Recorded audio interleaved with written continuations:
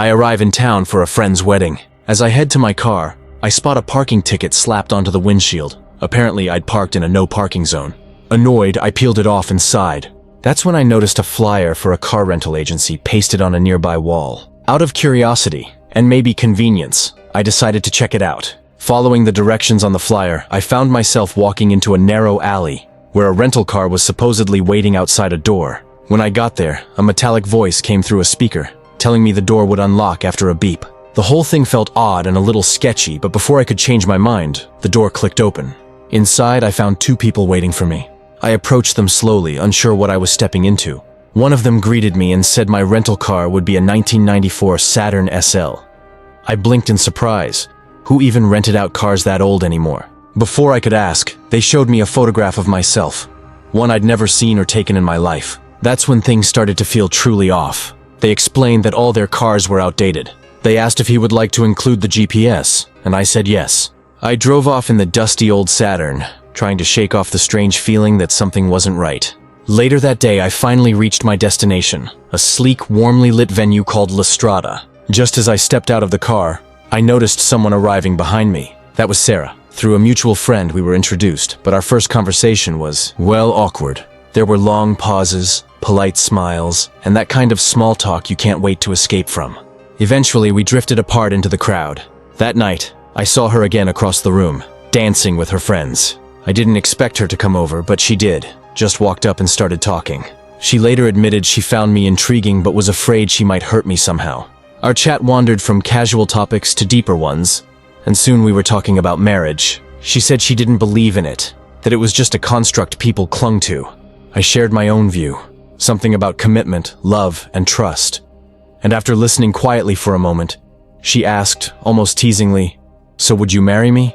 With a carefree smile, Sarah drifted off toward the dance floor, leaving me standing there alone, watching her move effortlessly through the crowd. Later that night, when I finally returned to my room, I was startled to hear laughter coming from next door. That was Sarah, and she wasn't alone. The next morning, I got back on the road in that old rental car. Then out of nowhere, the impossible happened. The car spoke, asking if I want to go on a big, bold journey. My answer was yes. The car replied without hesitation, "Start with a fast food cheeseburger." I couldn't tell if it was a joke or a test, but I went along with it. At the restaurant, just as I started to eat my burger, I looked up, and there she was, Sarah. She saw me too, and this time, she walked straight over. As soon as Sarah sat down across from me, the conversation flowed more easily than before. Sarah teasingly asks whether I was ever going to actually ask her out, since I haven't made a move yet. When we stepped out into the parking lot afterward, something strange caught our attention. Our cars, parked side by side, were identical, and both have given us the same order. The cars added a twist. They refused to start unless we agreed to be together. Reluctantly amused, they comply, and that's how it started. Our strange, spontaneous journey into the unknown. We drove for hours, crossing wide-open landscapes, the wind rushing through the windows as we laughed, talked, and sometimes just sat in comfortable silence. Eventually, the cars slowed and led us down a narrow dirt path into the woods. And there, in the middle of the trees, stood something utterly out of place. A striking red door waiting for us. Curiosity got the better of us, and together we stepped through the red door. On the other side, the room was familiar. I'd been there before, years ago. We climbed a narrow spiral staircase that led us to the top of a lighthouse. From up there, we watched the sun melt into the horizon, its golden light washing over everything. We stayed there for a while, and then headed for another door. The next door we came across was locked. Sarah knocked, half-jokingly, and to our surprise, it slowly swung open. We stepped inside, only to find ourselves standing in her favorite museum. I could tell by the way her face lit up that this place meant something to her. As we walked through the quiet halls, surrounded by paintings and sculptures, I found myself watching her more than the art. How her smile lingered as she studied each piece. Eventually, she broke the silence. She told me about her past, how her mother had passed away when she was just 19, and how she and her father used to come to this museum every month to feel close to her again. As the miles rolled on, Sarah and I started sharing pieces of ourselves. Family stories, old memories, the kind of things you only reveal when you forget you're supposed to hold back. She spoke fondly of her father and how much she missed him. At one point, curiosity got the better of me. I asked why she was single. Sarah explains that she tends to cheat on her partners without intending to do so, even if they're good men. So she decided to remain single. When she turned the question on me, I shrugged and gave her the plain truth. I just haven't found the right one yet. Our next stop came when we stepped through another door, and suddenly I was back in my old high school. The hallways, the lockers, the smell of floor polish, it all looked the same. But something was off. Everyone around me treated me like I was 15 again. Amid all this, I caught sight of my old high school crush. I then told Sarah the story. How I'd once worked up the courage to confess my feelings to that girl, only to be turned down in front of half the class. Before I could dwell on the memory, a group of students pulled me aside, insisting I get ready for the school musical. Next thing I knew, I was in the makeup chair, surrounded by laughter and hairspray. When the curtain finally rose, I stumbled through the performance, offbeat, clumsy, and awkwardly enthusiastic. The audience chuckled, and I spotted Sarah in the crowd, laughing but in genuine amusement. For the first time in years, I felt free enough to just be myself. After the show, riding that strange wave of confidence, I tried once again to confess my feelings to my old crush. And just like before, she turned me down. The performance unraveled into chaos, missed cues, broken props, and lines lost to laughter. But I kept going, fumbling my way through it. Through it all, Sarah never looked away. When it was finally over, we just walked away from the lights and noise together, side by side. As we cruised down the highway, Sarah jokingly mocked me, calling me the special kid my parents once bragged about when I was young. Embarrassed, I brushed it off, but she wasn't done. She asks if I'm still chasing after unattainable things and after her. Before I could come up with an answer, she sighed and said quietly, "You should stop. I'll only hurt you." Moments later, another door took us to the hospital. Suddenly, we were standing in a hospital corridor. A doctor approached Sarah with a solemn face.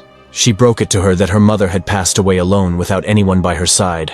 This memory reveals the deep regret Sarah has carried for years. I tried to comfort her, saying I had thought she was at the museum the day her mother passed. Sarah, with a heavy heart, confesses the truth.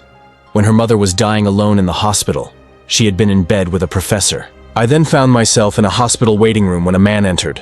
My breath caught when I realized who it was, my father. I sat in front of him and tried to comfort him. As I listened, I learned the truth I'd never fully known. I'd been born prematurely, with a severe heart condition. My father had spent sleepless nights here, refusing to give up on me. Watching him, I felt a wave of gratitude wash over me. For the first time, I truly understood what my parents had endured just to keep me alive. I then promised my father that I would strive to be a good father myself one day. Sarah finds herself outside her mother's deathbed. She couldn't bring herself to step closer, but she began to speak softly, acknowledging all the sacrifices her mother made for her, and expressing regret for not spending enough time together when it truly mattered. When we found ourselves back on the road again, the car announced that a scenic break awaited us in 21 minutes. I decided to share something I'd never told anyone. When I was a kid, I began. My mom left us for a while. She just disappeared. But she came back eventually. Throughout it all, my biggest worry had always been about my father, who silently carried the burden. Soon after, we set out on a hike, following a narrow trail that wound higher and higher into the mountains. We reached the edge, and the earth and stars stretched endlessly below us. We stood there in silence for a while, just taking it in. I asked softly, what might have happened if we'd stayed together back at the wedding? I then revealed to her that I feel safe when I'm with her. Without a word, she stepped closer until there was no space left between us. And under that vast night sky, we kissed. Our journey didn't end there. We found ourselves standing before another door. We hesitated, then pushed it open. The moment we stepped through that door, there they were, our former partners. My fiancé was the first to speak. "Why did you leave without a word?" Before I could find the right words, I heard Sarah's voice beside me. She looked her boyfriend straight in the eye and said, "I'm going to cheat on you tonight, and afterward I'm going to block your number." Tensions flare, and the confrontation deepens. Sarah finally reveals the truth. She had left because she loved me more, though she had never realized it until now. Her confession leaves her boyfriend in disbelief. I, in turn, admit that while chasing after my ex had once driven me, finally winning her over left me exhausted. And I realized she could never truly make me happy. Later that night, we were back on the open road. Our car collided with a bear and flipped over violently, but miraculously, we survived unharmed. Our phones were useless too. No signal, no map, nothing. Just darkness and the whisper of wind through the trees. While we were trying to find our way, Sarah stopped and spoke. "David, I think we should stop. Whatever this is, it's not going anywhere good." Unable to hold back, I confessed my love for her. "What if it's just attraction?" she asked. "What if once you've had me, you move on? I'm not ready to hurt anyone again." I tried to reassure her, but Sarah remains firm in her refusal. We spent the night at a roadside inn called Timely Inn. The next morning, a mechanic showed up with our repaired car and handed us 2 umbrellas for the trip ahead. We set off again. Neither of us spoke. The atmosphere was heavy and awkward after what happened the previous night. Eventually, the car slowed to a stop at what the voice called Sarah's drop-off point. I wanted to say something, anything, but before I could, she opened the door and stepped out. As we go our separate ways, we both ask the car to end the journey. At first, the cars resist, trying to convince us otherwise, but eventually agree and lead us to a house in the middle of nowhere. The house is strangely the same for both of us, yet it leads to 2 different worlds. When I entered, I was home, my father's home. I come across my mother, and she instructs me to comfort my 15-year-old self, who has just faced rejection. In this surreal reality, I step into my father's shoes, realizing that what I truly wanted long ago was to console my dad the night he was broken by my mother's departure. Together as father and son, we played video games and shared long, heartfelt talks. For Sarah, the house transforms into a home where her mother is still alive. Overcome with emotion, she embraces her tightly, thanking her for everything she has ever done. That evening, Sarah watches a movie with her mother, admires her as she peacefully falls asleep, and finally lies beside her, treasuring their last night together. The next morning, we leave our homes. I return to the rental shop, where I learns that Sarah had originally been a last-minute replacement for someone named Stacy. She hasn't returned her car yet. I hand over my keys and quietly head home. Sometime later, Sarah finally arrives at the rental shop, but she cannot bring herself to let their story end this way. She commands her car to bring her straight to my house. There, standing before me, she confesses her love. She tells me she's willing to take the risk, even if I leave her first, or if she ends up leaving me one day. She chose me anyway. We share a loving kiss. Together, we step through our final door. This time, it leads not to a place of the past or a fragment of memory, but to our true home.